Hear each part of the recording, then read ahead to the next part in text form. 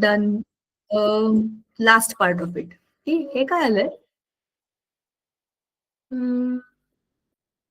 Radio active रेडिएशनच्या नाही आपण इथे नव्हतो. आपण लाईफ प्रोसेसेसचा एंड केला होता.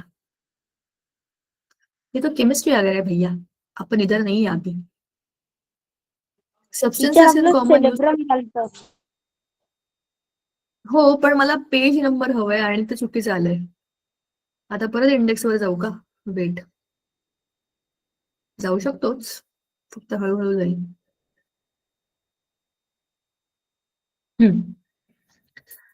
फंडामेंटल ड्युटीज हे प्रत्येक पुस्तकात दिलेलं असतं आणि अशी अपेक्षा असते की आपण हे वाचावं आणि फॉलो करावं. कोणीही करत नाही.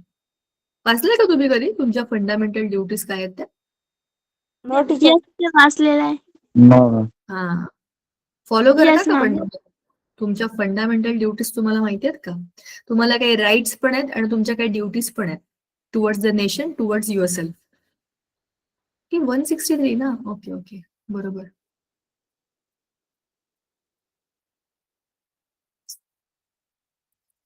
Teacher 177 page number.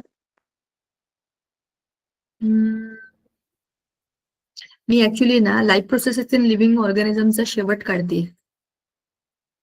सो मला तो लास्ट टेबल जो आहे ना आपला हॉर्मोन्सवाला, तो शेअर करायचा तुमच्या बरोबर. आपला तोच बाकी आता. आणि मग आपला हेरिटेज आपण ऑलरेडी सुरू केलेलाच आहे, तर त्याचाही आपण मधलाच भाग सुरू करणार आहे. तुम्ही हँड रेस करताय का मध्ये मध्ये? मला टुंग टुंग आवाज येतोय पण मला काही दिसत नाही. मी जेव्हा स्क्रीन शेअर करते ना, मीटिंग मध्ये काय चाललेलं असतं मला कळत नाही. So you only tell me. ठीक आहे? काय बोलायचं असेल तर बिंदास अनम्यूट करा आणि बोला. ओके, तो मागच्या वेळेला आपण हे सगळे मुद्दे रिवाइज केले होते. CNS, PNS, ANS, बरोबर.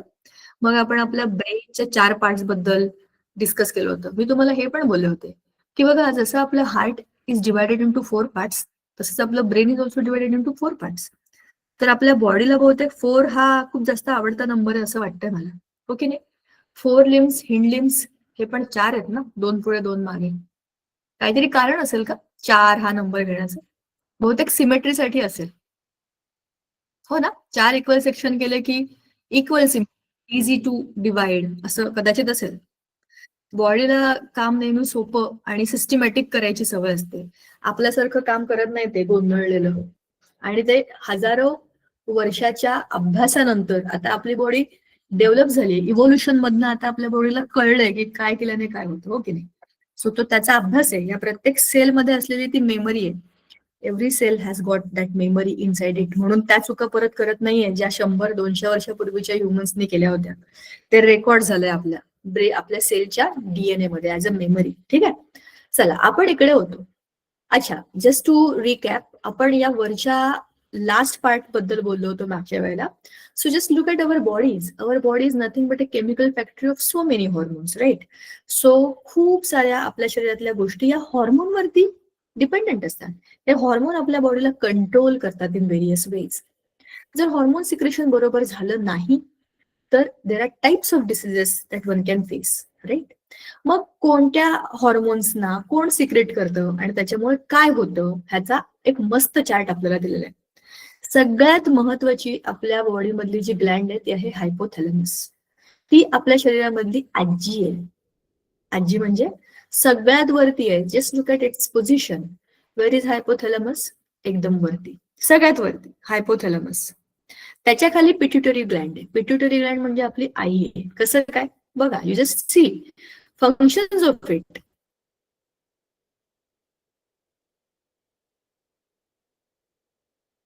म्हणजे I am comparing the roles of this glands with the roles of our family. सुपरी ग्लँड आहे. तर above the pituitary gland is the fore brain, हे तिची लोकेशन आहे. आणि hormones, it secretes the hormone secretory cells of the pituitary gland. Pituitary gland मधनं काय secret होणार आहे हे सगळं ही कंट्रोल करते. बरोबर की नाही? मग फंक्शन काय आहे पिट्युटरी ग्लँडला कंट्रोल करणं. जसं आपली आजी असते ना, जी आपल्या आईची सासू असते, म्हणजे आपल्या आईच्या प्रत्येक गोष्टी बघत असते. बरोबर केलं, चूक केलं, काही केलं तरी पण सल्ले देतच असते. हो की नाही? सो हायपोथॅलॅमस इज आपली आजी. आपल्यासाठी चांगली असते ती, विचार करा, आईला किती वैताग येत असेल ना. काही केलं तरी पण बघतच असते आजी, आणि बरोबर केलं तरी पण सांगतच असते, हे असं केलं का, असं ठेवायला पाहिजे होतं, हो की नाही? कारण तिचा कंट्रोल आहे, इट कंट्रोल्स पिट्युटरी ग्लँड. मग पिट्युटरी ग्लँड कोण आहे? आपली आई. आणि डोंट, तसं तुमच्या घरातलं सांगते, ते बघा, ते रिलेशनच वेगळं असतं, बरोबर? सो त्याच्यामध्ये थोडंफार हे असं होतं, आणि त्याच्यात पण एक प्रेम असतं, काळजी असते, आणि खूप सारी मजा असते त्याच्यावरती. आपली अख्खी मराठी सिरियल इंडस्ट्री चालली आहे. कमॉन, इमॅजिन करा काय काय होत असतं त्या सिरियल्स मध्ये. चला, आता पिट्युटरी ग्लँड ही आपली आई आहे असं मी का म्हटलं बघा. It is at the base of the brain. ब्रेनच्या मध्यभागी, बेस मध्ये,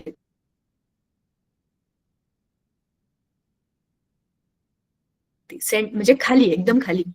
आणि ब्रेनला एक प्रकारे कंट्रोल करण्याचं काम पिट्युटरी ग्लँड करते. ब्रेन कोण आहे? बरोबर. आणि बाबांना कंट्रोल करणारी आपली आई. It is sitting at the brain, base of the brain. आणि फंक्शन्स बघा, ग्रोथ हॉर्मोन सिक्रेट करणं. ग्रोथ हॉर्मोन हे आपल्या वाढी करण्याचे असतात. आता तुम्हाला मी जसं परवा सांगितलं, तुम्ही जेव्हा जन्माला आलात ना, समजा तुम्ही काय जन्माला आलात, तर आज तुम्ही 1 दिवसाचं बाळ असाल, बरोबर? इतक्या छोटे तुम्ही असतानापासून आत्ताचे तुम्ही, म्हणजे 13-14 वर्षाचे तुम्ही, तुमचे शरीर किती वेगवेगळ्या पद्धतीने वाढलंय बघा. तुम्ही एकदम छोटे होतात तर असे गुबरे गुबरे गाल होते, असं नकटं नाक होतं, असे कर्ली कर्ली केस होते, किंवा एकदमच छोटे होतात तेव्हा डोक्यावर केसच नव्हते. स्पेशली बॉईजच्या बाबतीत, हो की नाही मुलांनो? आपण एकदम छोटे असतो तेव्हा बॉईज ना असे केस एकदम विरळ विरळ असतात, किंवा एकदम जंगलच असतं, असे एक्स्ट्रीम असतात. फार क्वचित एकदम असे नॉर्मल केस नुकत्याच जन्माला आलेल्या बाळाचे असतात. मग नंतर नंतर ते केस पण बदलतात, बरोबर? आणखीन आता तुम्ही ज्या एज मध्ये आहात, आता तुमच्या एज मधल्या केसांची शाईन, केसांचं वाढणं, ह्या सगळ्या गोष्टी बदलतील बघा. तुमच्याच वयाचे अनेक टप्पे तुम्ही आता आठवून बघा. लहानपणी तुम्ही कसे होतात, आता तुम्ही कसे आहात. कारण आता तुमच्या बॉडीची ग्रोथ झालेली आहे, आणि हे ग्रोथ हॉर्मोनमुळे झाले, जे कोणी सिक्रेट केलंय, your mama of your body, that is your pituitary gland, बरोबर ना? म्हणूनच तुमची उंची, तुमच्या शरीरातली काय बरं म्हणतो आपण, हेल्थ बघा, मसल्सची हेल्थ म्हणते मी. लहानपणी आपण असे गुटगुटीत असे असे छान असतो, गोलू गोलू. खूपच नसलं तरी पण जरा छान असतात ना, हात पाय असे मऊ मऊ असतात बघा छोट्या मुलांचे, असे कापसासारखे. पण जसे आपण मोठे होतो, ते स्ट्रॉंग बनतात. मग तुम्हाला ते हाताला धरलं, एखाद्या 4थी-5वीच्या मुलाच्या हाताला तुम्ही जरी धरलं, दंडाला धरलं, तरी पण तुम्हाला समजतं की याला मसल्स आहेत आता. त्या छोट्या मुलाला असे मसल बिसल जाणवत नाही, नुसती अशी अशी मऊ मऊ गुबगुबीत अशी गादी जाणवते. हे जे चेंज आहेत इंटरनल मसल्स मधले, ते पण ग्रोथ हॉर्मोनमुळे झालेले असतात, बरोबर? मग आहे ऍड्रेनो कॉर्टिकोट्रॉपिक हॉर्मोन. ऍड्रेनो कॉर्टिकोट्रॉपिक हॉर्मोन हा कशासाठी आहे? स्टिम्युलेट्स ऍड्रिनल ग्लँड. आता ऍड्रिनल ग्लँडचं काम काय असतं ते खाली आहे आपल्याला. ऍड्रिनल ग्लँड इज ऍट दी किडनीजच्या वर 2 ठिकाणी 2 ठेवलेल्या असतात त्या. तर त्याचं काम काय आहे? It controls behaviour during crisis and emotional situations. बघा, आपल्याला एखादा असा मूवी असतो, तो बघून आपल्याला खूप असं घळघळ रडू येतं, किंवा अशी एखादी कविता असते जी नुसती ऐकूनच असं आपल्याला वाटतं, अरे काय भावना आहे याच्यामध्ये. हे हे इमोशन्स आहेत, बरोबर? आपल्याला कोणीतरी खूप रागवलं, असं होतं कधी कधी वर्गामध्ये, कोणते आपल्याला खूप रागवतं, आपली काही चूक नसताना पण उगाच आपल्याला बोलतात, तेव्हा एकतर ते वाईट वाटतं की मी काही केलं नाहीये तरी पण मला बोलले, दुसऱ्यांदा सगळ्यांसमोर बोलले, तशाचही आपल्याला वाईट वाटू शकतं, आणि मग आपोआप आपल्याला इमोशनल व्हायला होतं, बरोबर? तरी पण अशा कंडिशन मध्ये आपण काही कोणाला मारत नाही, ढकलत नाही, बरोबर? अशा कंडिशन मध्ये आपण काय करावं, ह्याला कंट्रोल लागतो, बरोबर की नाही? ते आपल्या बॉडीमध्ये ऍड्रिनल ग्लँडचं काम असतं. It controls our behaviour during the crisis and emotional situation. कधी काय वागावं ह्याची अक्कल, जे म्हणतो ना आपण, ही अक्कल, अक्कल म्हणजे बुद्धी, पण हे कंट्रोल कोण करतं? Adrenal gland. ती कुठे आहे? तुमच्या किडनीज मध्ये. बरं. दुसरं, it stimulates heart and its conducting tissue and metabolic processes. Metabolism, आपल्या बॉडीचं चयापचय क्रिया, आपली वाढ ज्याच्यावरती अवलंबून असते, त्याला हार्टला आणि ह्या कंडक्टिंग टिश्यूजला, ह्या मेटाबॉलिक प्रोसेसेससाठी तयार करण्याचं काम आपली ॲड्रिनलिन ग्लँड करत असते. It maintains balance of sodium and potassium and it stimulates metabolism. Sodium आणि पोटॅशियमचे जे काही बॅलन्स आहे आपल्या बॉडीमधला ते मेंटेन करण्याचं काम पण ॲड्रिनल ग्लँड करते. ॲड्रिनल ग्लँड कुठे आहे बघा, आपल्या किडनीजच्या डोक्यावर बसलेली आहे ती. जस्ट दोन्हीकडे दोन, हे निळे निळे दिसतात तुम्हाला, हे निळे 2 dot,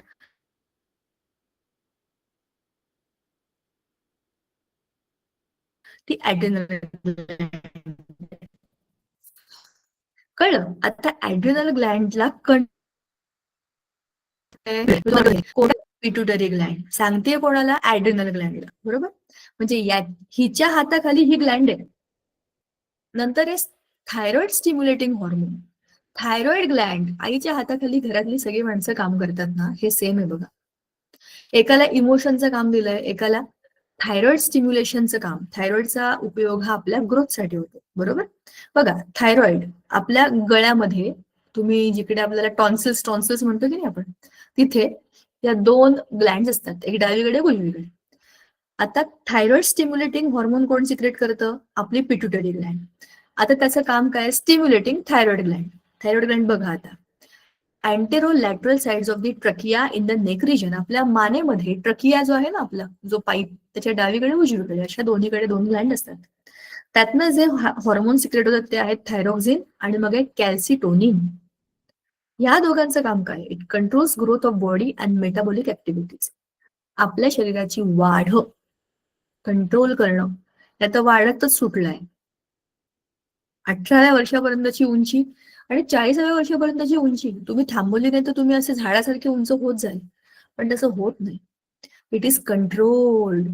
then controls calcium metabolism and calcium level in the blood.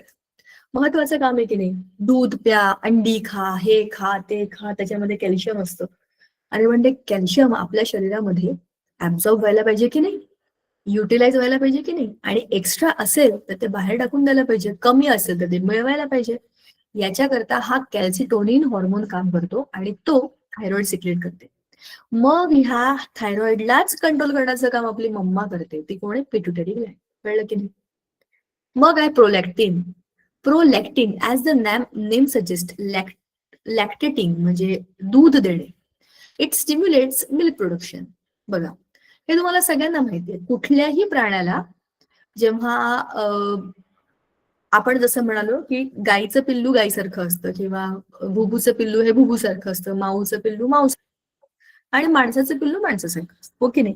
पण कुठल्याही पिल्लाला त्याच्या आईशिवाय पोट भरण्याकरता सुरुवातीला काही ऑप्शनच नसतो. मग त्या बाळाला दूध देणं हे प्रत्येक सस्तन मातांचं सगळ्यात पहिलं काम असतं, हो की नाही? Mammals, all the mammal females, बरोबर, are responsible for the feeding of their babies. छोट्या मुलांना फीड करण्याकरता दूध जनरेट होतं आपोआप, बरोबर की नाही? तर ते आपोआप कसं जमतं? या प्रोलॅक्टिन मुळे जमतं. आणि हे कोण सिक्रेट करतं? पिट्युटरी. ब्रेन मध्येच आहे ना ती, तिला समजतं की अच्छा, तर ते छोटं बेबी जन्माला आलंय, त्याला भूक लागली आहे, त्याला आता पोट भरण्याकरता दुधाची गरज आहे, आणि मग हळूहळू दूध सिक्रेट व्हायला सुरुवात होते, बरोबर? म्हणजेच शरीर पूर्णपणे एका, जसं मी तुम्हाला म्हटलं होतं, शरीरामध्ये सगळं ऑटोमॅटिक सुरू असतं, आपल्याला काही करावं लागत नाही. जसं आपण बटन ऑन केलं आणि ऑफ केलं की पंखा सुरू होतो आणि बंद होतो, तसंच आपल्या शरीरामध्ये हे ऑन ऑफ बटन्स आहेत. कोण? हॉर्मोन्स. ते ठरवतात कधी काय सुरू करायचं, कधी काय बंद करायचं, आणि ते चेक पण करतात. आता प्रोलॅक्टिनचं मी तुम्हाला एक उदाहरण सांगते. काही केसेसमध्ये, आता कारण की आपण सगळे सायन्स स्टुडंट्स आहोत, आपण ही गोष्ट समजू शकतो. काही केसेसमध्ये हे नोटीस झालंय की तुम्हाला माहितीये की 9th मंथ प्रेग्नन्सी असते, बरोबर? 9 महिने प्रेग्नन्सी झाली की मग एक बाळ जन्माला येतं. तर 9 महिन्यांनंतर जेव्हा बाळ जन्माला येतं तेव्हा त्याला भूक लागते, आणि मग तेव्हा ते आईचं दूध घेत असतं. पण काही वेळेला काही स्त्रियांच्या बाबतीमध्ये हे दूध 7व्या 8व्या महिन्यामध्येच तयार झालेलं असतं. चेक करण्याकरता असं वाटू शकतं शरीराला, कदाचित हे बाळ लवकर जन्माला येत असेल तर काय, कळलं का? म्हणजे इमर्जन्सी सिच्युएशन मध्ये सुद्धा बाळ जन्माला आलं, खरं तर 9व्या महिन्यातच जन्माला यायला पाहिजे, पण असं होऊ शकतं, बरोबर? You never know. 7व्या महिन्यामध्ये 8व्या महिन्यामध्ये काही इमर्जन्सी आली आणि हे सगळ्यात आधी शरीराला समजतं की काहीतरी शरीरामध्ये सुरू आहे. गरजेचं नाहीये की ते बाळ जन्माला येईलच. आता सध्या आपल्याकडे खूप साऱ्या मेडिकल फॅसिलिटीज आहेत. आपण खूपदा डॉक्टरकडे जातो, मग ते सोनोग्राफी करतात, मग ते रिपोर्ट्स बघतात, सगळं बघतात आणि बेड रेस्ट घ्या वगैरे काळजी घ्यायला पण सांगतात. तुमच्या घरामध्ये किंवा आजूबाजूला तुम्ही जर कोणाचं बघितलं असेल छोटं बाळ जन्माला येण्याच्या आधीची प्रोसेस, त्या सगळ्या गोष्टी असतात त्याच्यामध्ये. डॉक्टर बरोबर सांगत असतात काय करायचं, बरोबर.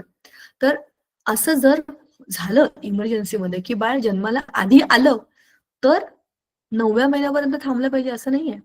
तर आधीच बॉडी टेस्ट करून बघते की दूध जनरेट होतंय का नाही. आणि हे बघा किती फॅन्टॅस्टिक मशिनरी आहे, बरोबर की नाही. हे कसं आहे माहितीये का, एखादी गाडी रस्त्यावर चालवण्यापूर्वी टेस्ट ड्राईव्ह घेतो की नाही आपण, तर टेस्ट ड्राईव्ह घेण्याच्या आधी पण ते बरोबर चाललंय का नाही आपल्या आपल्या ह्याच्यामध्ये मशिनरी जिकडे बनते आपली तिथे त्याला चेक करून बघण्यासारखं आहे. भारी आहे ना. आता फॉलिकल स्टिम्युलेटिंग हॉर्मोन हे काय आहे? It is responsible to control growth of gonads. म्हणजे जेनेटिक आपले जे काही ऑर्गन्स असतात त्यांची ग्रोथ कंट्रोल करण्याकरता. नाव you must understand that we are all growing up, बरोबर. आपण सगळे मोठे होतोय, आपल्या शरीरामध्ये सगळ्याच गोष्टींमध्ये वाढ होते, तर आपले जेनेटल ऑर्गन्स मध्ये पण चेंजेस होत आहेत, राईट. तर त्याची जी ग्रोथ आहे एका विशिष्ट वयामध्ये विशिष्ट गोष्टींपर्यंत ते जायला पाहिजे, ही जी काही ग्रोथ आहे ती फॉलिकल स्टिम्युलेटिंग हॉर्मोन मध्येच कंट्रोल होते आणि ते परत आपली पिट्युटरी ग्लँड सिक्रेट करते. मग आहे luteinizing hormone. It controls menstrual cycle and ovulation. मला माहिती नाही आपल्या वर्गातल्या बऱ्याच मुलांना, म्हणजे मुली तर आहेतच आपल्या वर्गामध्ये, पण आपल्या वर्गात बरीच मुलं सुद्धा आहेत. तुमच्यापैकी किती मुलांना हा शब्द माहिती आहे मेन्स्ट्रुअल सायकल? हा आपल्या पुस्तकात दिलाय, ठीक आहे. त्याच्यामुळे हा आपल्या अभ्यासाचा भाग आहे. मी तुम्हाला मागे सुद्धा बोलले होते की टीव्हीवर काही ऍड असतात किंवा काही मूव्हीज असतात त्याच्यावर किंवा काही डिस्कशन्स असतात. तर मेन्स्ट्रुअल सायकल ही प्रत्येक मुलीच्या शरीरामध्ये नॅचरल सायकल असते आणि ती दर महिन्याला त्यांना फेस करावी लागते. It is females. मुलींचे शरीर ही एक डेंजरस केमिकल फॅक्टरी. मी तुम्हाला हे का सांगते, मी स्वतः मुलगी आहे म्हणून आणि मला हे माहिती आहे म्हणून, because I have studied biology. So असं म्हणतात बघा, मुली खूप ना मुडी असतात. कधी बोलतात, कधी रुसतात, कधी काय करतात, आज बोलली तर उद्या भांडतात. खूपदा मुलींचं हे सगळं बिहेवियर त्यांच्या बॉडीमध्ये असलेल्या हॉर्मोन्समुळे रेग्युलेट झालेलं असतं. मुलांच्या बाबतीमध्ये हॉर्मोन्स नसतात का? असतात. मुलांच्या शरीरामध्ये मॅनली हॉर्मोन्स असतात. जसं मुलींचं जे सगळं शरीर आहे ते प्रोगेस्टेरॉन आणि इस्ट्रोजन या 2 हॉर्मोन्सने कंट्रोल केलेलं असतं आणि मुलांमध्ये टेस्टोस्टेरॉन. मुलांमध्ये काहीच कन्फ्युजन नाहीये, एकच आहे टेस्टोस्टेरॉन. आणि मग ते एकदम असे सगळं जे जे हिरो करतात ते सगळं मुलं करतात आणि त्याच्यामध्ये काही चुकीचं नाही, कारण की ते स्वतः ते करतातच असं नाही, त्यांच्या बॉडीमध्ये ते आतमध्ये वादळ असतं आणि ते आपोआप त्याच्यामुळे होतं. मुलांनो, तुम्हाला ह्याच्यापैकी कुठला काही अनुभव कधी शेअर करावा असं वाटलं तर मला सांगा, कारण की मला माहिती आहे की ह्या गोष्टी का होतात. माझ्या घरामध्ये पण माझा भाऊ जेव्हा शाळेमधनं 5वी-6वी पर्यंत एकदम मस्त होता, एकदम चांगला आगाऊ मुलगा होता, अभ्यास न करता बाहेर खेळणारा. पण जसं ही स्टार्टेड ग्रोईंग, माझ्या आईला खूप टेन्शन यायला लागलं. म्हणले, अगं हा काय करतोय, हा कसा वागतोय, हा काय चाललंय याचं. म्हणलं, अगं आई, it's just a phase, tension घेऊ नको, त्याला थोडासा वेळ दे. त्याच्या शरीराच्या आतमध्ये जे चाललंय त्याला माहिती नाहीये, त्याच्यामुळे तो सगळं असं करतोय आणि सगळीच मुलं करतात आणि त्याच्यामध्ये काही चुकीचं नाहीये. आणि भरपूर वेळा त्या गोष्टी केल्यानंतर त्यांना समजतात की हो असं सगळे करतात म्हणून नाही केलं पाहिजे, बरोबर. असंच मुलींच्या बाबतीमध्ये पण असतं. खूप सारे बदल शरीरामध्ये होत असतात, का होतात हेच कळत नाही. कधी कधी तर आपल्याला असं वाटतं, शी हे काय चाललंय, हे हे काय आहे. पण हे सगळं होतं कारण की आपलं शरीर आता ग्रो होत आहे आणि याच्यामध्ये कुठलीच गोष्ट अशी नाही ज्याला आपण लपवावं, ज्याची आपल्याला लाज वाटावी किंवा काय माहिती कसं बोलू असं व्हावं. सो कोणालाही तुमच्यापैकी कुठल्याही ह्या बाबतीत कसलाही प्रश्न असला, शंका असली, तर तुम्ही कधीही माझ्याशी बोलू शकता. Not because I am your teacher to discuss all this things, पण बिकॉज मी ह्या गोष्टींना खूप वेगळ्या अँगलने बघते, कारण ह्याच्यातनं तुम्ही स्वतः भेटाल. एक 2-3 वर्षांनंतर you will meet your self as a young, energetic and dynamic person. आता हे होणारच आहे, हे सगळ्यांच्या शरीरामध्ये होतं. आणि आता काय, कोणाचे राग येतो, आई बाबा आज बघा ना, लहान होता तुम्ही, तुम्हाला आतापेक्षा किती जास्त तुमचे आई बाबा रागवायचे, आजी आजोबा रागवायचे, काका काकू रागवायचे, काहीही केलं तरी पण कोणी बोलेल असं होतंच. पण जसजसे आपण मोठे व्हायला होतो ना, आपला राग येतो, काय मला काय कळत नाही का, ही फिलिंग यायला लागते. हे लहानपणी नसते का? तेव्हाही आपल्याला कळत असतं, पण तेव्हा आपण सप्रेस्ड असतो. हे सगळे हॉर्मोन्स तेव्हा आपल्या शरीरामध्ये वादळ नाही निर्माण करत. पण आता ते होत असतं. सो आता आपल्या घरातल्या सगळ्यांशी भांडणं होऊ शकतात. आपण आईशी भांडतो, ताईशी भांडतो, दादाशी भांडतो आणि आपण काहीही केलं तरी पण बरोबर आहे असं वाटायला लागतं. आता तर सुरुवात आहे. अजून तुम्ही 12वी पर्यंत जा. मग बघा तुम्ही काय काय कराल. पण जे काही कराल लक्षात ठेवा, एक खूप महत्वाचा सल्ला आहे. तुमचं शरीर जे आहे ना, हे देवाने तुम्हाला दिलेलं एक खूप मोठं गिफ्ट आहे. प्रत्येक अवयव आणि प्रत्येक सिस्टीम ही परत कधीही तुम्हाला मिळणार नाही. आता जी बनली आहे ती तशीच राहणार आहे. तुम्हाला त्याचा रिस्पेक्ट करायला पाहिजे आणि जसं आपलं शरीर आहे तसं समोरच्याच्या पण शरीराचा रिस्पेक्ट करायला पाहिजे. ते आपण असंही करतो. पण मुद्दाम का सांगते, तुम्ही आजूबाजूला वेगवेगळ्या मुलांना वेगवेगळ्या गोष्टी करताना बघाल, बोलताना बघाल, प्रश्न पडतील. ते काय करतात, आपण करून बघायचं का? असं काय, तसं काय, खूप साऱ्या गोष्टी. मुलांमध्ये तर काय काय डिस्कशन होतात ते सगळे मला माहिती आहे. सो म्हणून मुद्दाम सांगते की दुसऱ्यांच्या गोष्टी ऐकून स्वतःवर प्रयोग करायची ही वेळ नाहीये. आपल्याला खूप साऱ्या गोष्टी माहिती नसतात आणि त्याचे काही दुष्परिणाम आपल्या शरीरावरती होऊ शकतात, बरोबर? फॉर एक्झाम्पल, तुम्हाला मी त्याचं बेस्ट एक्झाम्पल सांगते. एक जनरली मुलांना असं कॉलेजमधल्या मुलांना बघून आपल्याकडच्या गावातल्या वगैरे मुलांचं मी म्हणत नाहीये, मी शहरातल्या आणि त्या पण एकदम अशा हायफाय शाळा असतात बघा, तिथे सगळं असं अभ्यास कमी आणि फालतूगिरी जास्त, जे आपण पिक्चरमध्ये आणि सिरियलमध्ये बघतो अशा सगळ्या शाळा, तिथली गोष्ट सांगते. कॉलेजमध्ये जे काही मुलं करतात, म्हणजे जेल लावून बघू, हे करून बघू, हेअरस्टाईल करून बघू, असं करण्याच्या नादामध्ये शाळेतल्या एका मुलाने तोच प्रयोग स्वतःच्या केसांवर करून बघितला. म्हणजे केस एकदम असे सेट करून बघतो आणि वगैरे असं. पण त्याच्यातले जे काही केमिकल्स होते त्याचा त्याच्या केसांवरती एवढा दुष्परिणाम झाला की अगदी त्याच्या डोळ्यापर्यंत त्याची केमिकल रिएक्शन झाली. सो मोठी माणसं करतात आणि मोठी मुलं करतात म्हणून मी करतोय, ही जी एक फिलिंग आहे ना, ही आपल्या बाबतीत लागू पडते का ह्याचा विचार करूनच करायची. ऑलवेज. ठीक आहे. आताच नाही, कॉलेजमध्ये गेलात, 11वी-12वीला गेलात तरी पण आजूबाजूला लोक काहीही करत असतात आणि त्यांचं चुकीचं आहे का? तो त्यांचा प्रश्न आहे. त्यांना कुठलं नॉलेज कसं मिळवायचंय हे त्यांचं ते बघतील. त्यांच्या अनुभवातनं आपण शहाणपणा घ्यायचा आणि म्हणायचं मला हे करायचंच नाही. सिंपल ना. सो असं आहे. हा, तर मेन्स्ट्रुअल सायकल हे प्रत्येक मुलीच्या मंथली ओव्ह्युलेशन. ओव्ह्युलेशन हा शब्द ऐकले का तुमच्यापैकी कोणी?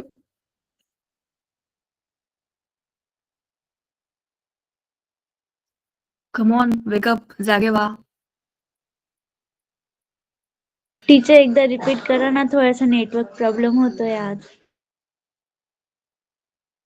ओव्ह्युलेशन म्हणजे काय माहिती आहे का? ऐकलं आहे का? No ma'am.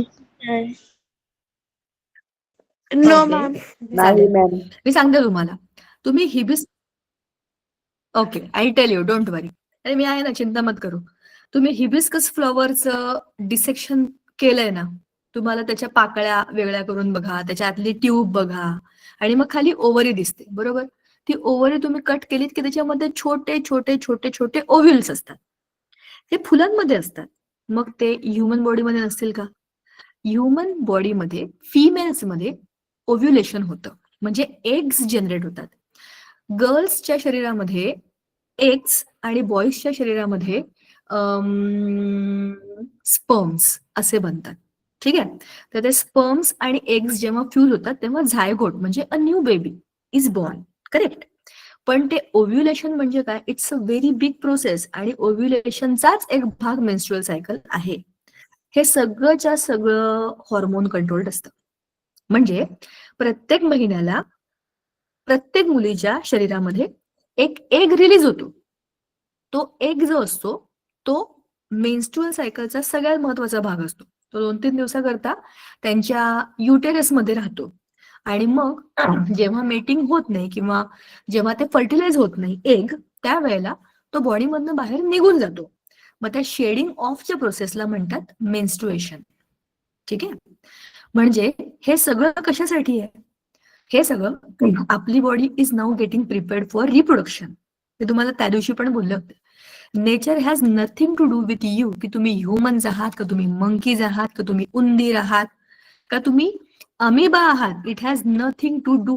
तुम्ही आंब्याचं झाड आहात का, लिंबाचं झाड आहात का, काटेरी झाड आहात का, कसंही असाल, तुम्ही लिव्हिंग थिंग आहात ना, तुम्हाला तुमची रेस कंटिन्यू करायची आहे. त्याच्याकरता nature helps you in all the possible ways. विचार करा ना, झाडांमध्ये एका फुलाला वास दिलेला आहे, पाकळ्या सुंदर दिलेल्या आहेत, रंग अट्रॅक्टिव्ह दिले आहेत. कशासाठी? Because flower is the most important reproductive part of the plants. बरोबर. प्लांट्स ना स्वतःची जागा बदलून काही करून काहीच करता येत नाही. ते जिकडे असतात तिकडे राहून हे त्यांचं रिप्रोडक्शन करतात.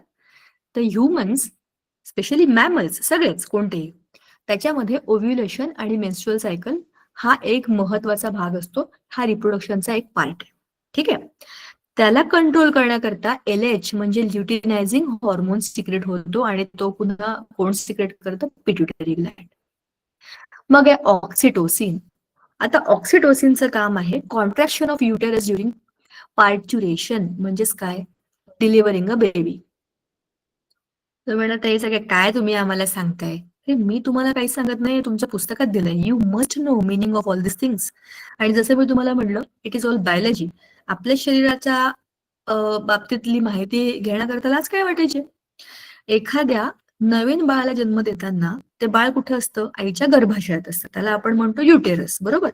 त्या युटेरसमध्ये कॉन्ट्रॅक्शन होतं. म्हणजे त्याला असं जसं काय बरं म्हणतो आपण, एखादी पिशवी आहे, एखादा बलून आहे, त्या बलूनच्या आतमधून त्याला असं आकसलं की कसं होईल? आतली हवा बाहेर निघून जाईल. राईट.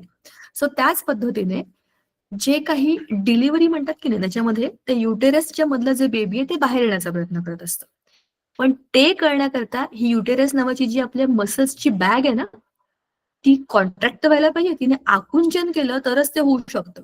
आणि ते करण्याकरता ऑक्सिटोसिन मदत करतं. तर ऑक्सिटोसिन कधी रिलीज होईल? During the time of delivery. पूर्णच्या पूर्ण 9 महिन्यामध्ये ऑक्सिटोसिन रिलीज नाही व्हायला पाहिजे. ते होतही नाही. आणि जर ते चुकून माकून होत असेल मध्ये मध्ये, तर तुम्हाला इकडे प्रोलॅक्टिन लगेच सिक्रेट झालेलं दिसेल. मग लगेच इकडे दूध तयार होतं. बाळ जन्माला येण्याच्या आधी सगळं शरीर तयार झालेलं असतं. कधीही काही झालं तरी पण इमर्जन्सीमध्ये बाळ सर्व्हाइव्ह व्हायला पाहिजे. करेक्ट. असं असतं. मग आहे anti diuretic hormone. It रेग्युलेट्स water level in the body. आपल्या शरीरामधल्या पाण्याची जी काही लेवल आहे, पण काय मरून जाऊ ना डिहायड्रेशनने, तसं नाही व्हायला पाहिजे. म्हणून हे अँटी डायुरेटिक हॉर्मोन आपल्या बॉडीमधलं पाणी कंट्रोल करतात. युरेटिक कुठे काम करणार आहे? आपल्या युरिनच्या सिस्टीममध्ये. ठीक आहे. आपण मग अशी थायरॉइड बद्दल बोललो की हे सगळं आपलं ग्रोथ वगैरे, कॅल्शियमचं मेटाबॉलिझम बघतं. पॅराथायरॉइडचं काम काय आहे? These are 4 glands behind the thyroid gland. थायरॉइडच्या मागे 2 अशा पॅराथायरॉइडचे छोटे छोटे 4 ग्लँड तुमचा असतात. आवाज थोडा त्याचं अटकतोय. काम आहे पॅराथॉर्मोन. माझा आवाज अडकतोय. थांब, एक्स्ट्रा गोष्टी बंद करून टाकते. बरं, असं करूया, मी स्टॉप पेज आहे ना ते ओपन करा. ठीक आहे. कालच्या सारखं 177 पेज वरती जरा या. We are now discussing parathyroid, म्हणजे थायरॉइडच्या मागच्या ग्लँड्स. आता आवाज येतोय का? हो मॅम. थोडाफार आवाज येतोय का? शेअरिंग बंद केलं की बरं झालं ते. ओके. पॅराथायरॉइड बद्दल आता डिस्कस करूया की ह्या 4 ग्लँड्सचं काम काय असतं. ते कंट्रोल मेटाबॉलिझम ऑफ कॅल्शियम आणि फॉस्फरस. जे आपलं थायरॉइड करतं की नाही, त्याला हे सप्लिमेंटरी मदत करतं. मग आहे खाली पॅनक्रियाज. पॅनक्रियाज हा आपल्या शरीरातला सगळ्यात मोठा केमिकल सिक्रेट करणारा ऑर्गन आहे. आणि हा आपल्या शरीरामध्ये काय काय करतो ते बघा. त्याचे 4 प्रकारचे सेल असतात. एक एक ह्याच्यात 4 प्रकारचे सेल असतात. अल्फा, बीटा, डेल्टा आणि F cells. Alpha cells 20%, beta cells 70%, delta cells 5% आणि एफ सेल्स 5%. मी तुम्हाला परवा म्हटलं होतं ना, आपल्या शरीरामध्ये insulin, islets of Langerhans of beta cells, ते हे बीटा सेल्स 70% असतात आपल्या पॅनक्रियाजमध्ये. तर ह्याचं काम काय आहे? ग्लुकेजन इन्सुलिन, सोमॅटोस्टॅटिन आणि पॅन्क्रियाटिक पॉलिपेप्टाइड हे सगळे हॉर्मोन सिक्रेट करणं. आता यांचं काम काय? पहिल्याचं काम आहे stimulates liver to convert glycogen into glucose. बरोबर की नाही? आपल्या शरीरामध्ये जे काही ग्लुकोज लागतं प्रत्येक सेलमध्ये, हो की नाही, ते प्रत्येक सेलला देण्याकरता ग्लायकोजन सिक्रेट होतं. म्हणजेच काय, आपण जे काही अन्न खातो त्यातनं जे ग्लुकोज मिळायला पाहिजे ते मिळण्याकरता ग्लायकोजन म्हणजे ग्लुकॅगॉन हे सिक्रेट होतं. मग it stimulates liver to convert excess blood glucose into glycogen. म्हणजेच ब्लड मध्ये असलेलं एक्स्ट्रा ग्लुकोज परत त्याच्यामध्ये ग्लायकोजन मध्ये कन्वर्ट करायचं, स्टोअर करून ठेवायचं. आपण कसं एक्स्ट्रा पैसे बँकेत ठेवतो, it is same like that. It controls levels of insulin and glucagon actually. तर इन्सुलिनचं आणि ग्लुकेजनचं लेवल कंट्रोल करण्याचं काम पॅन्क्रियाज करतं. आणि म्हणूनच डायबिटीज साठी pancreas is very very important. It controls movement of intestine and thereby glucose absorption. आपल्या शरीरामध्ये ग्लुकोज हे आपल्या डायजेस्टिव्ह सिस्टीम मधनं येतं की नाही, मग त्या सिस्टीमलाच त्याच्या मुवमेंटला कंट्रोल करणं आणि ते बरोबर चालली आहे का नाही रेग्युलेट करणं, ह्या दोनही गोष्टी पॅन्क्रियाज मध्ये होतात. मग it control secretion of pancreatic juices. बाकीचे जे जे काही ज्युसेस आपल्या हे डायजेस्ट करा, ते डायजेस्ट करा, ते डायजेस्ट करा याच्याकरता लागतात ना, त्या सगळ्याला कंट्रोलमध्ये. नाही तर खूप मोठ्या प्रमाणामध्ये आपलं हे सगळं सिक्रेट करून ठेवलं बॉडीमध्ये तर एका गोष्टीतनं दुसरे प्रॉब्लेम सुरू होतील. बरोबर, त्याला कंट्रोलमध्ये लागतील तेवढ्या प्रमाणामध्ये सिक्रेट करण्याचं काम हे पॅन्क्रियाज मध्ये असतं. मग हे ऍड्रिनल ग्लँड आपण ती बघितली, ठीक आहे. ऍड्रिनल ग्लँडचं काम काय होतं? ऍड्रिनालिन आणि नॉन ऍड्रिनालिन आणि कॉर्टिकोस्टेरॉइड हे दोन पद्धतीचे हॉर्मोन्स सिक्रेट करतात. It controls behaviour during crisis and emotional situation, stimulates heart and its conducting tissues and metabolic processes, maintaining balance of Na plus and K+ in the metabolism process. बरोबर की नाही? हे सगळं आपण मगाशी बघितलं. Now let us go to ovaries. Ovaries are present only in the women on either side of the uterus. गर्भपिशवीच्या एका बाजूला एक, दुसऱ्या बाजूला एक, अशा दोन ओव्हरीज असतात. त्याच्यामध्ये मी तुम्हाला मगाशी जे सांगितलं तेच बघा, इस्ट्रोजन आणि प्रोगेस्टेरॉन हे दोन हॉर्मोन्स स्त्रियांना आयुष्यभर खेळवत असतात.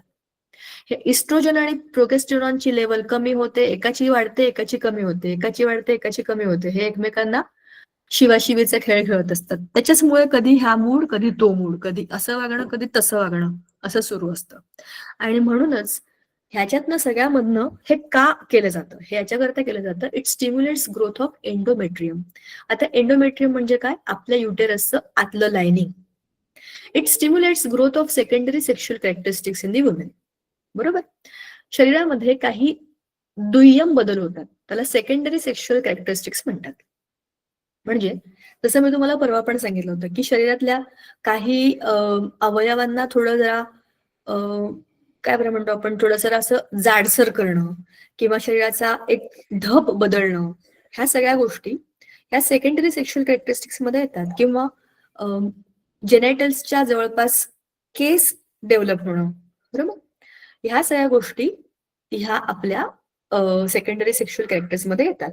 And prepares the endometrium for conception and maintains the pregnancy.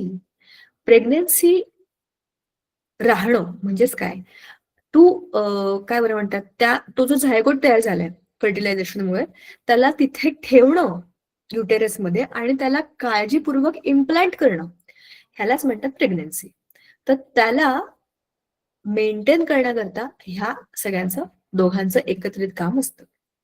आता टेस्टीज ऑब्व्हियसली मुलांमध्ये असतात, गर्ल्समध्ये जसे ओव्हरीज आहेत तसे बॉईजमध्ये टेस्टीज आहेत.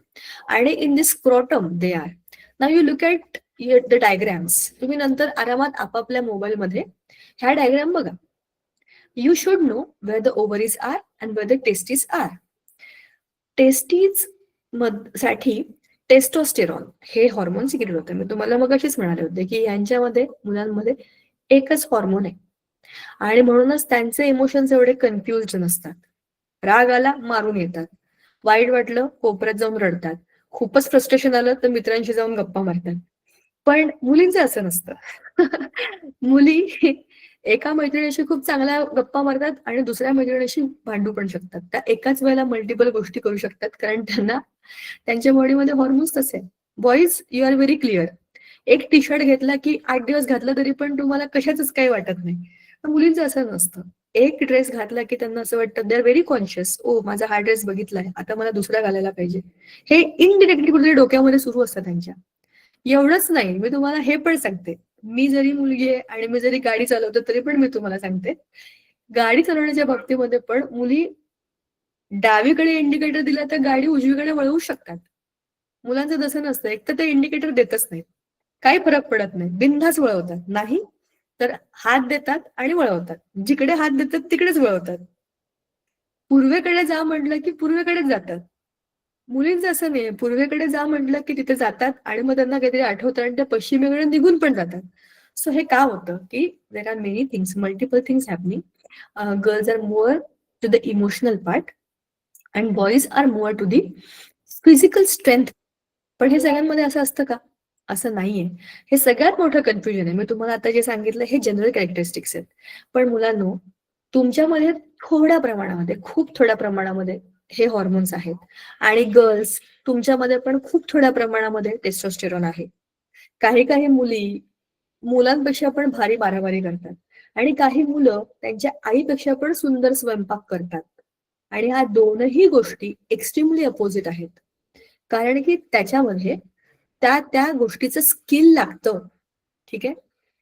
आणि त्याच्याचमुळे आपण सगळे जसे देवाने बनवलेले आहोत ना, असे युनिक आहोत. ठीक आहे. प्रत्येकामध्ये त्याचं काहीतरी एक वेगळं केमिकल फॉर्मॅटिंग आहे. आणि म्हणूनच आणि ह्याच्यामध्ये आपले जेनेटिक्स पण खूप जास्त रोल प्ले करतात. आता मी तुम्हाला मगाशी जसं म्हटलं की 8वी पासून सुरू झालेले तुमच्या शरीरातले हे काही बदल, खरं 8वी पण नाही, 6वी-7वी पासूनच तुमच्या शरीरामध्ये खूप सारे बदल व्हायला सुरुवात झाली आहे. पण 8वी-9वी आता तुम्ही बऱ्यापैकी मोठे झालाय. जसं मी तुम्हाला म्हणलं, कॉलेज संपेपर्यंत हे सगळे बदल एकदम झालेले असतील. स्लोली बट सायमल्टेनियसली खूप वर्ष सुरू आहेत तुमच्या शरीरामध्ये. हे 18, 19, 20व्या वर्षापर्यंत सगळं शांत झालेलं असेल आतलं. आणि मग तुम्हाला समजेल की आता हे असंच राहणार आहे. एवढीच उंची किंवा हाच फॉर्मॅट शरीराचा. त्याच्यामध्ये नंतर सहसा बदल होत नाहीत. आता जसं मी तुम्हाला म्हटलं की या गर्ल्समध्ये हे 2 हॉर्मोन्स असतात, तर मुलांमध्ये टेस्टोस्टेरॉनचं काम काय असतं? To stimulate the growth of secondary sexual characteristics like beard, moustache, hoarse voice etcetera in male. दाढी मिशा येणं किंवा कंठ फुटणं हे सगळे सेकंडरी सेक्शुअल कॅरेक्टर्स आहेत मुलांचे. बॉईज, तुमच्यापैकी खूप मुलांना असं स्वतःला जाणवेल की मला हळूहळू ना बारीक बारीक दाढीचे किंवा मिशीचे केस आलेत. आलेत का तुमच्यापैकी कोणाला? किंवा तुम्हाला असं वाटतंय येस का? टीचर आले. Yes, ma'am. Yes, Yes, yes. ma'am. Okay. So very good ना. सो दिस मीन्स दॅट की हे सगळे हॉर्मोन्सचे सिम्पटम्स आहेत. ते तुम्हाला आता दिसतात. बघा, तुम्हाला आता पुस्तकात जे आहे ते ऑलरेडी तुमच्या बॉडीमध्ये राईट नाव सुरू आहे. तो सांगायचा मुद्दा असा आहे की हे सगळे का होत आहेत बदल? हे टेस्टोस्टेरॉन आहे तुमच्या बॉडीमध्ये. हे सगळं आता हे सगळं बदलत जाईल, चेंज होत जाईल. And then soon you will be काय बरं म्हणतात, a completely grown up man. बरोबर. आता जसं मी तुम्हाला म्हटलं, हे काही वर्षांचा गेम आहे हा. इट इज नॉट जस्ट एका दिवसात, एका महिन्यात, एका वर्षात असा हा गेम चालत नाही. Growing up and growing young is a big process of several years. Okay. तर त्याच्यामध्ये आता काही मुलांना ह्यापैकी कुठलेच कॅरेक्टरिस्टिक्स नसतील. दाढी, मिशी, उंची एकदम आपण 6वी-7वीत होतो की नाही त्याच्यापेक्षा किंचित मोठे झालोय असं तुम्हाला वाटेल, किंचित उंच झालोय. पण बाकीचे कुठलेच कॅरेक्टरिस्टिक्स अजून नाही आहेत. मग काही गडबड आहे का? नाही, असं नसतं. काय? काटा? ओके, सॉरी बॉईज, मध्येच एक डिस्टर्बन्स आला होता. तर तर सांगायचा मुद्दा, हे असं का होतं? काही मुलांच्या बाबतीमध्ये हे खूप प्रॉमिनंटली दिसतात, काही मुलांच्या बाबतीमध्ये दिसतच नाही. असंच मुलींचं पण आहे. काही मुलांची मेन्स्ट्रुअल सायकल मुलींची 6वी-7वीत सुरू होते. काही मुलांची 9वी-10वी पर्यंत पण रेग्युलर नसते. काही गडबड आहे का? गडबड नसते. ह्या सगळ्या प्रोसेसेस ना आलटून पालटून खूप गोष्टींमधनं जात असतात. ह्याला थोडासा वेळ लागतो. हळूहळू हळूहळू हळूहळू त्याला वेळ द्यायचा. It takes time. पण दुर्लक्ष नाही करायचं. काही वेळेला हे कॅरेक्टरिस्टिक्स आपल्या जेनेटिक्स वरती पण अवलंबून असतात. फॉर एक्झाम्पल, काही मुलांना कारण ऑब्व्हियसली मुलांनो, तुमच्यामध्ये आलेले वाय क्रोमोझोम तुमच्या बाबांकडनं आलेले आहेत आणि बाबांना त्यांच्या बाबांकडनं आलेले आहेत. तर ह्या हेरिडिटरी गोष्टी असतात. जर तुमच्या बाबांना त्यांच्या यंग एजमध्ये खूप लवकर दाढी किंवा मिशी आली असं वाटलं असेल, तर तुम्हाला पण त्या हिशोबाने ती लवकर येईल. आणि जर त्यांना थोडा 9वी, 10वी, 11वीत अशा वयामध्ये दाढी मिशी डेव्हलप झाली असेल, तर तुम्हाला पण ती कदाचित थोडीशी उशिरा येऊ शकेल. सो हे पण खूप हेरिडिटरी असतं, जसं मुलींच्या बाबतीमध्ये असतं. जर आई किंवा आजी ह्यांना मेन्स्ट्रुअल सायकलमध्ये खूप पोट दुखणं, पाय दुखणं, कंबर दुखणं असे त्रास होत असतील, तर तुम्हाला पण ते होऊ शकतात, कारण ते जेनेटिकली तुमच्याकडे आले, बरोबर. आणि मुलींच्या बाबतीत तर 2 क्रोमोझोम एक्सेस आणि एक्सेस असतात, एक आईचा आणि एक बाबांचा. तर दोघांपैकी कुठल्याही आजीला हे झालं तर तुम्हाला ते होऊच शकतं. तर ते तुमच्या हातात नाहीये. हे सगळे जे काही सिम्पटम्स असतात आपल्या शरीरातले, हे कधी कधी पुढे मागे होतात. त्याच्यामुळे टेन्शन घेऊन स्वतःबद्दल विनाकारण प्रश्न निर्माण करून टेन्शन घ्यायचं नाही याच्यामध्ये. आपलं खाणं, पिणं, झोपणं या 3ही गोष्टी मजबूत ठेवायच्या. आता तुम्हाला हेच करायचंय. हे शाळा, अभ्यास वगैरे सगळं चालू राहणार आहे. हे तुम्ही म्हातारे झालं तरी पण संपणार नाही. But your biology has got a clock. आता तुमच्या शरीराची डिमांड ही आहे की तुम्ही चांगलं खाणं, व्यवस्थित हेल्दी खाणं, पुरेशी झोप घेणं आणि चांगल्या फिजिकल ऍक्टिव्हिटीमध्ये इन्व्हॉल्व्ह होणं. You go and have some outdoor sports. त्याचा तुमच्या या हॉर्मोनल सिस्टीमवरती बेस्ट परिणाम होतो. हॉर्मोन्स मस्त सिक्रेट होतात आणि रात्रीची वेळ तुमच्या वाढीची असते. सगळे हॉर्मोन्स रात्रीच्या वेळेला शांतीत काम करतात आणि हळूहळू तुम्हाला सगळे रिझल्ट दिसायला लागतात. कधी पुढे मागे होतात, पण कधी तुम्हाला त्याचं टेन्शन आल्यासारखं वाटतं. सो असं काही करायचं नाही. विश्वास ठेवायचा आणि खूपच असा प्रॉब्लेम वाटला, काहीतरी वेगळंच वाटलं, तर अर्थात डॉक्टर्स असतातच. पण हे मी का सांगते, कारण या वयामध्ये असे खूप सारे प्रश्न आपल्याला पडतात आणि सगळ्यांनाच पडतात आणि त्याच्यामध्ये काही चुकीचं नसतं. आपल्या शरीरामध्ये एवढे बदल आपल्याला कळतच नाही नक्की काय चाललंय. लोकांच्या शरीरामधले बदल बघून प्रश्न पडतो, हे मला का नाही होते. सो असं होऊ शकतं आणि त्याच्यामध्ये कन्फ्युज होऊन टेन्शन घेण्यासारखं काहीही नसतं. हे मी तुम्हाला ऍज अ बायोलॉजी टीचर म्हणून सांगते, ठीक आहे. आणि मग आहे आपली थायमस. ही थोरॅसिक केज मधली नियर द हार्ट एक वेगळीच एक ग्लँड आहे. ती थायमोसिन सिक्रेट करते. It controls the cell which give rise to immunity. बघा, आता हिचं काम काय आहे, आपल्या शरीरामध्ये इम्युनिटी जनरेट करणाऱ्या या सगळ्या सेल्सना कंट्रोल करणं. म्हणजे WBC, RBC ह्या सगळ्या ज्या काही आहेत ना, किंवा इम्युनिटी आपल्या शरीरामध्ये फायटिंग स्पिरिट असतं. ते म्हणजे कोणी पॅथोजनने आपल्या बॉडीवर अटॅक केला तर आपण काय करायचं, ह्याच्याकरता आपलं शरीर तयार असतं. त्याच्यासाठी ह्या सगळ्या थायमोसिन मधनं आलेल्या हॉर्मोन्सचा उपयोग होतो. ते हार्टमध्ये असतं, हार्टच्या जवळ असतं, म्हणजे ते हार्टमध्ये त्याचे सिक्रेशन्स टाकून देतं. आणि ह्या सगळ्याच्या सगळ्या हॉर्मोन्सना डिरेक्टली ब्लडमध्ये टाकलं जातं. ह्या कुठल्याही ग्लँडला ना कुठली ट्यूब आहे, मग त्याला एखादा पाऊस आहे ज्याच्यामध्ये हे सगळं सिक्रेट होईल. जे काही बनतं ते डायरेक्ट ब्लडमध्ये जातं. ब्लड मधनं सगळीकडे फिरतं आणि जे टार्गेट ऑर्गन आहेत बरोबर तिकडे जाऊन काम करतं. करेक्ट आहे की नाही? आता तुम्ही मला खरं सांगा, एवढ्या सिस्टीम्स तुम्ही सगळ्या आता ऐकल्या, वाचल्या, अभ्यास केल्या, ह्या सगळ्यातली सगळ्यात जबरदस्त सिस्टीम कोणती अशी तुम्हाला वाटते? That now you tell me. You have last 2-3 minutes. आता तुमचं ओपिनियन पाहिजे मला. भरपूर सिस्टीम्स बद्दल डिस्कशन केलंय आपण आता.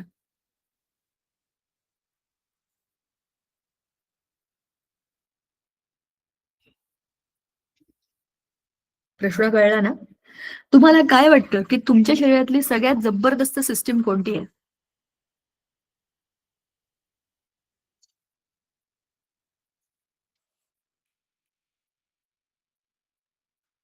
कोणाला काहीच वाटत नाही? नाही ती म्हणजे कुठलीच जबरदस्त नाही, सगळ्या अशाच आहेत का लेच्या-पेच्या? हरिओम. तिचे सगळ्यात इंटरेस्टिंग वाटतात. सगळ्यात इंटरेस्टिंग वाटतात. बरं, हे एकदम असं पॉलिटिकल उत्तर आहे. कोणत्याच सिस्टीमला वाईट वाटू नये म्हणून सगळ्यात चांगल्या आहेत ग बाई, असं सांगणं आहे. ओके, बरोबर आहे. हा विचार म्हणून बरोबर आहे. पण सगळ्यात इम्प्रेसिव्ह सिस्टीम कोणती वाटली तुम्हाला? आता तुम्हाला रेस्पिरेटरी सिस्टीम माहिती आहे, सर्क्युलेटरी माहिती आहे, नर्वस सिस्टीम कळले तुम्हाला, आणि आता तर आपण केमिकल सिस्टीम पण बघितली आपल्या बॉडीमधली, हॉर्मोनल सिस्टीम. सांगा आता.